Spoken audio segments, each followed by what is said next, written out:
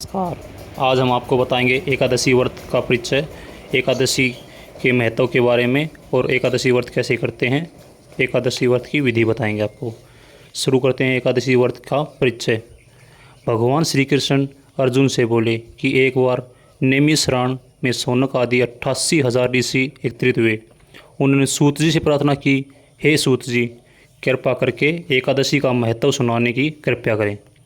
सूत जी बोले, हे महर्षियों, एक वर्ष में 12 महीने होते हैं और एक महीने में 2 एकादशी होती हैं। सो एक वर्ष में 24 एकादशी हुई।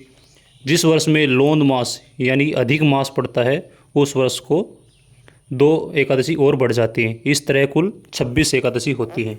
उनके नाम इस प्रकार हैं। 26 एकादशी के नाम हम आपको अभी बताएंगे। नंबर 1 उत्पन्ना, नंबर 2 मोक्षदा, मोक्षदा मतलब मोक्ष को देने वाली। नंबर 3 सफलता, सफलता देने वाली एकादशी। नंबर 4 पुत्रदा एकादशी, पुत्र को देने वाली एकादशी। नंबर 5 सटलिता। नंबर 6 जया एक। नंबर 7 विजया। नंबर 8 आमलकी और नंबर 9 पामोचनी। पामोचनी मतलब पापों का नाश करने वाले, पापों को नष्ट करने वाली। और नंबर 10 है Kamada. Number 11 Baruthini. Number 12 Mohini. Number 13 Apara. Number 14 Nirjala. Number 15 Yogini. Number 16 Devsaini. Number 17 Kamika. Number 18 Putrada. Number 19 Aja और नंबर 20 परिवर्तनी। 21 इंदिरा। 22 पासाकुसा। 23 रमा। 24 देवोत्थानी एवं अधिक मास की दोनों एकादशियों के नाम। 25वीं है पद्मिनी और 26वीं है परमा। ये सब एकादशी यथा नाम तथा फल देने वाली हैं। इसका मतलब है जैसा नाम है वैसा ये फल देती हैं। अभी हम आपको 26 एकादशियों के बारे में महत्व का वर्णन बताएंगे और आपको धीरे धीरे 26 की 26 एकादशी अलग अलग अलग पार्ट में आपको सुनाएंगे। एकादशी व्रत का कथा सबको सुननी चाहिए, कोई व्रत करे ना करे, पर लेकिन इसके सुनने मात्र से ही आधे फल प्राप्त हो जाते हैं। अभी हम 26 एकादशियों के महत्व के वर्णन के बारे में आपको बताएं। पुण्य चंद्र या सूर्य ग्रहण में स्नान या दान से होता है तथा जो पुण्य अन्न दान, जल दान, स्वर्ण दान, भूमि दान, गोदान, कन्यादान तथा अश्वमेध आदि यज्ञ करने से होता है। जो पुण्य तीर्थ यात्रा तथा कठिन तपस्या करने से होता है, उससे अधिक पुण्य एकादशी व्रत कथा करने से होता है। एकादशी व्रत रखने से शरीर स्वस्थ रहता है, आंतड़ियों की मैल दूर होती है, हृदय शुद्ध हो जाता है, श्रद्धा भक्ति उत्पन्न हो जाती है। प्रभु को प्रसन्न करने का मुख्य साधन एकादशी का व्रत है। एकादशी का व्रत करने के लिए कुछ ज़्यादा नहीं चाहिए।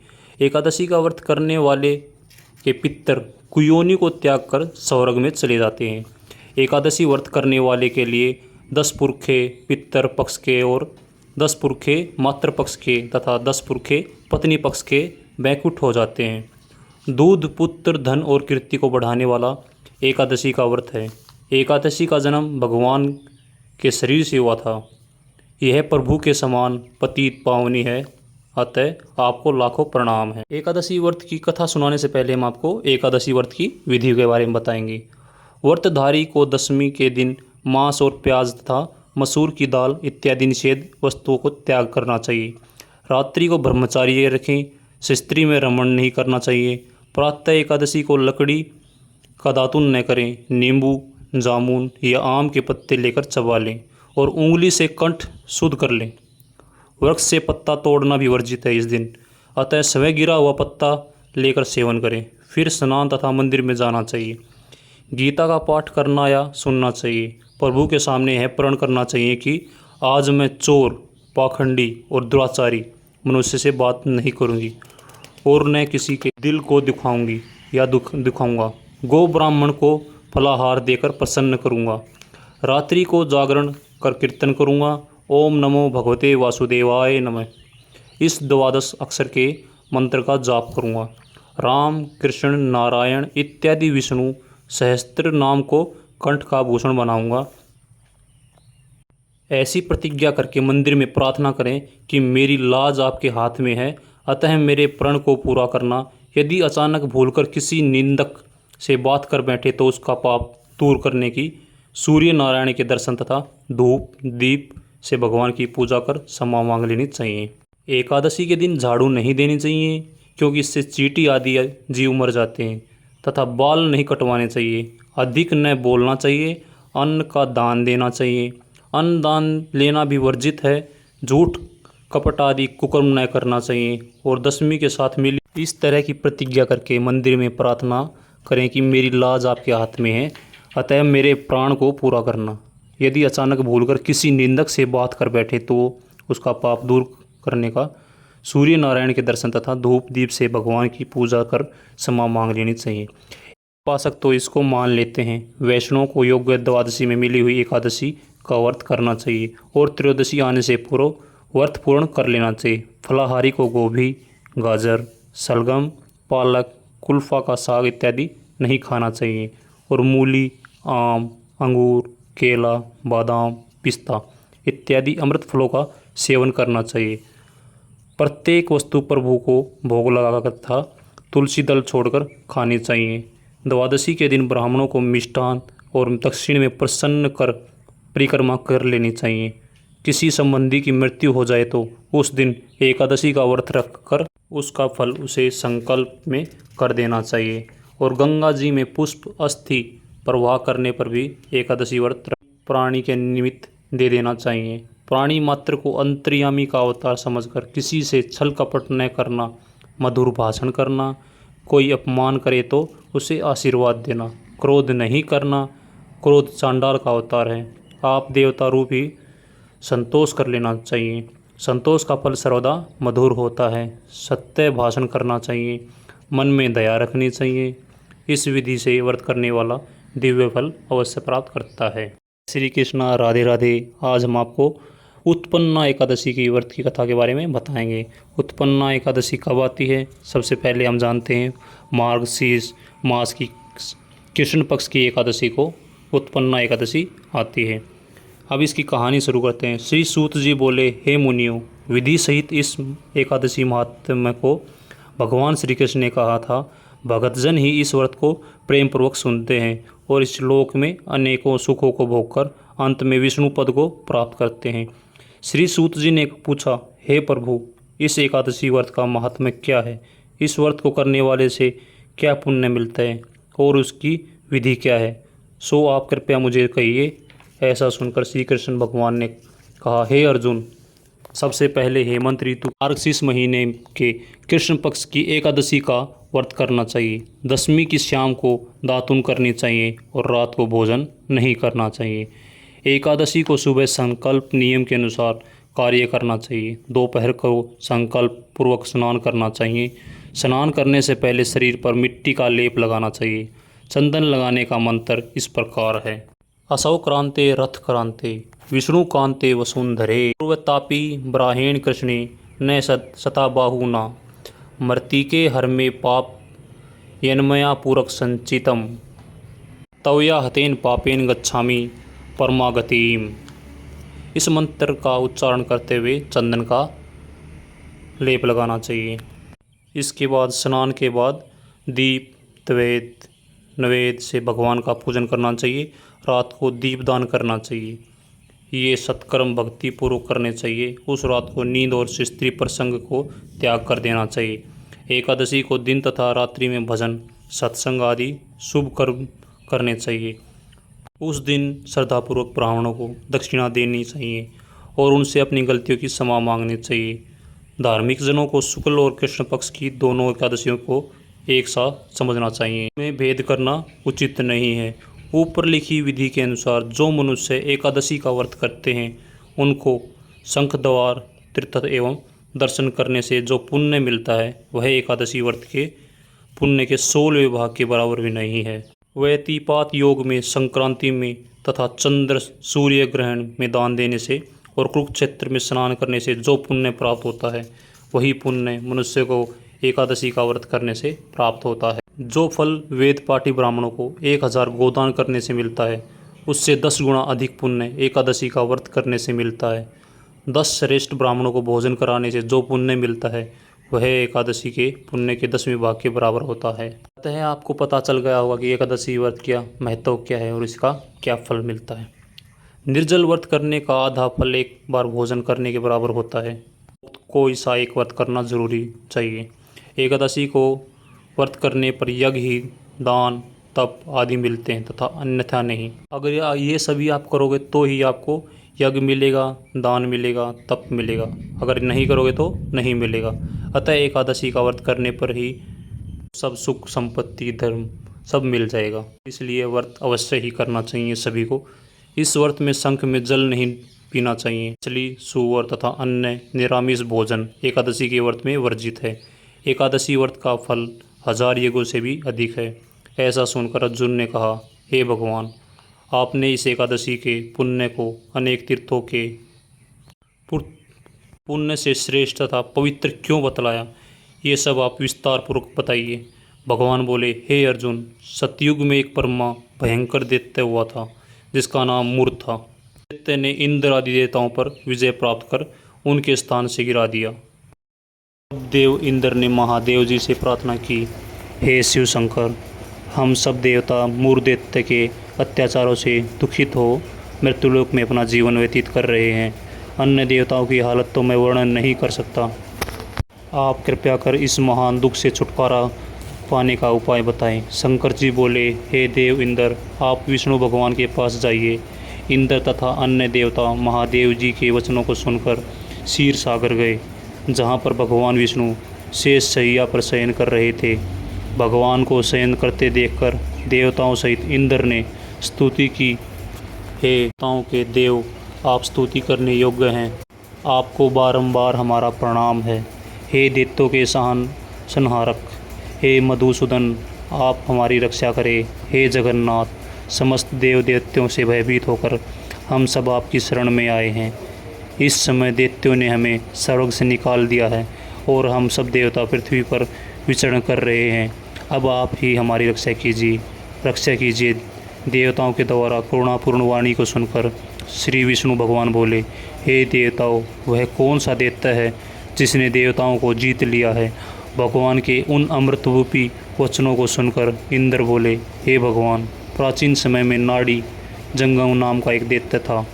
उस दैत्य की ब्रह्मा वंश में उत्पत्ति हुई थी। उसी दैत्य के पुत्र का नाम मूर है।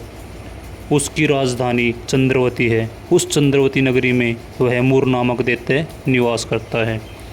उसने अपने बल से समस्त विश्व को जीत लिया है और सब देवताओं को देवलोक से निकालकर अपने दैत्य कुल के इंद्र, अग्नि, यम, वरुण, चंद्रमा, सूर्य आदि लोकपाल बनाए हैं। वह स्वयं सूर्य बनकर पृथ्वी को तपाता है और स्वयं मेघ बनकर जल की वर्षा करता है। अतः आप उस बलशाली भयानक दैत्य को मारकर देवताओं की रक्षा करें। इंद्र के ऐसे वचन सुनकर श्री विष्णु भगवान बोले, हे देवताओं, मैं तुम्हारे शत्रुओं का शीघ्र ही संहार करूँगा। अब आप उस चंद्रावती नगरी को चलिए। इस प्रकार भगवान विष्णु देवताओं के साथ चल दिए। उस समय दैत्य पति मूर अनेकों दैत्यों के साथ युद्ध भूमि में गरज रहा था। युद्ध प्रारंभ होने पर असंख्य दानव अनेकों अस्त्रों शास्त्रों को धारण कर देवताओं से युद्ध करने लगे, परंतु देवता दैत्यों के आगे एक क्षण भी न ठहर सके। तब भगवान विष्णु भी युद्ध भूमि में आ गए। जब दैत्यों ने भगवान विष्णु को युद्ध भूमि में देखा तो उन पर अस्त्रों शास्त्रों का प्रहार करने लगे। भगवान भी चक्कर और गदा से उनके अस्त्र शस्त्रों को नष्ट करने लगे। इस युद्ध में अनेकों दानव सदैव के लिए सो गए, परंतु दैत्यों का राजा मूर भगवान के साथ निश्चल भाव से युद्ध करता रहा। भगवान विष्णु मूर को मारने के लिए जिन जिन शास्त्रों का प्रयोग करते, वे सब उसके तेज से नष्ट होकर उस पर पुष्प के समान गिरने लगे। अनेक अस्त्रों का प्रयोग करने पर भी भगवान उसको जीत न सके। वह आपस में मल्ल युद्ध करने लगे। भगवान विष्णु उस दैत्य के देवताओं के लिए सहस्त्र वर्ष तक युद्ध करते रहे, परंतु उस दैत्य को जीत न सके। अंत में विष्णु शांत होकर विश्राम करने की इच्छा में बद्रिकाश्रम चले गए। उस समय 38 कोस लंबी एक द्वार वाली हेमवती नाम की एक गुफा में शयन करने की इच्छा से भगवान उसमें प्रवेश कर गए। हे अर्जुन, अतः मैंने उस गुफा में शयन किया। वह देते भी मेरे पीछे पीछे चला आया। तब मुझको सहन करता देखकर वह मुझे मारने को तैयार हो गया। वह दैत्य सोचने लगा कि मैं आज अपने चिर शत्रु को मारकर सदैव के लिए निष्कटक हो जाऊंगा। उसी समय मेरी देह से एक अत्यंत सुंदर कन्या दिव्य अस्त्र धारण करके उत्पन्न हुई और दैत्य के सामने आकर युद्ध करने लगी। तब वह दैत्य आश्चर्य के साथ सोचने लगा कि यह ऐसी बलवान कन्या कहाँ से उत्पन्न हुई। वह दैत्य उस कन्या से लगातार युद्ध करता रहा। कुछ समय बीतने पर उस कन्या ने क्रोध में आकर उस दैत्य के अस्त्र शस्त्रों के टुकड़े टुकड़े कर दिए। उस कन्या ने उसका रथ तोड़ डाला। तब वह दैत्य महान क्रोध में भरकर उससे मल्लयुद्ध करने लगा। उस कन्या ने उसको धक्का मारकर मूर्छित कर दिया। उठने पर उसका सिर काट लिया। वह दैत्य सिर कटते ही पृथ्वी पर गिर गया और मृत्यु को प्राप्त हो गया। अन्य समस्त दानव भी उसे देखकर पाताल लोक को चले गए।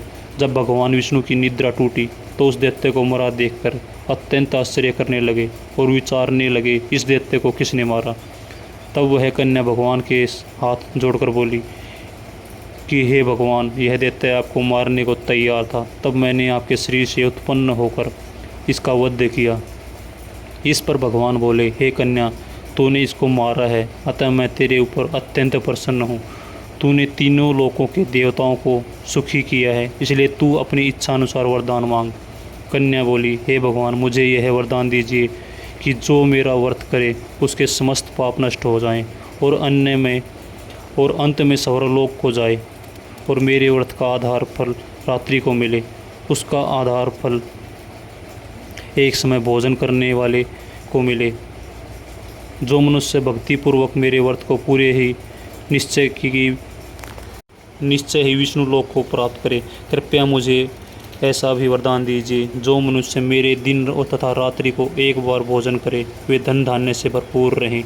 इस पर भगवान विष्णु उस कन्या से बोले, हे कल्याणी, ऐसा ही होगा। मेरे और तेरे भक्त एक ही होंगे और अंत में संसार में प्रसिद्धि को प्राप्त होकर मेरे लोक को प्राप्त करेंगे। हे कन्या, तू एकादशी को पैदा हुई है, इसलिए तेरा नाम भी एकादशी हुआ। जो मनुष्य इस दिन व्रत करेंगे उनके समस्त पाप जड़ से नष्ट हो जाएंगे और अंत में मुक्ति को प्राप्त करेंगे। तू मेरे लिए अब तीज, आठे, नौमी और 14 से भी अधिक प्रिय है। तेरे व्रत का फल सब तीर्थों के फल से भी महान होगा। यह मेरा कथन सत्य है। ऐसा कहकर भगवान उसी स्थान पर अंतर्ध्यान। एकादशी भी भगवान के उत्तम वचनों को सुनकर बड़ी प्रसन्न हुई। भगवान श्री कृष्ण बोले, हे अर्जुन, सब तीर्थों सब व्रतों के फल से एकादशी व्रत का फल सर्वश्रेष्ठ है। मैं एकादशी व्रत करने वाले मनुष्यों के शत्रुओं को नष्ट कर देता हूँ और उन्हें मोक्ष देता हूँ। उन मनुष्यों को विग्रह को मैं स्वयं ही नष्ट कर देता हूँ। हे अर्जुन, यह मैंने तुमसे एकादशी की उत्पत्ति के बारे में बतलाया है। एकादशी व्रत समस्त पापों का नष्ट करने वाला और सिद्धि को देने वाला। उत्तम मनुष्यों को दोनों पक्षों की एकादशियों को समान समझना चाहिए। उनमें भेदभाव मानना उचित नहीं है। जो मनुष्य एकादशी ब्रह्मात्म को श्रवण में पठन करते हैं उनको अश्वमेघ यज्ञ फल मिलता है। ये एकादशी की कथा थी जो आपने सुनी। कैसी लगी ज़रूर बताना। ऐसे करके हम आपको सभी एकादशियों के बारे में संपूर्ण ज्ञान देंगे और सब कहानियाँ सुनाएंगे, कैसे किसकी उत्पत्ति हुई। ये थी उत्पन्ना एकादशी व्रत कथा।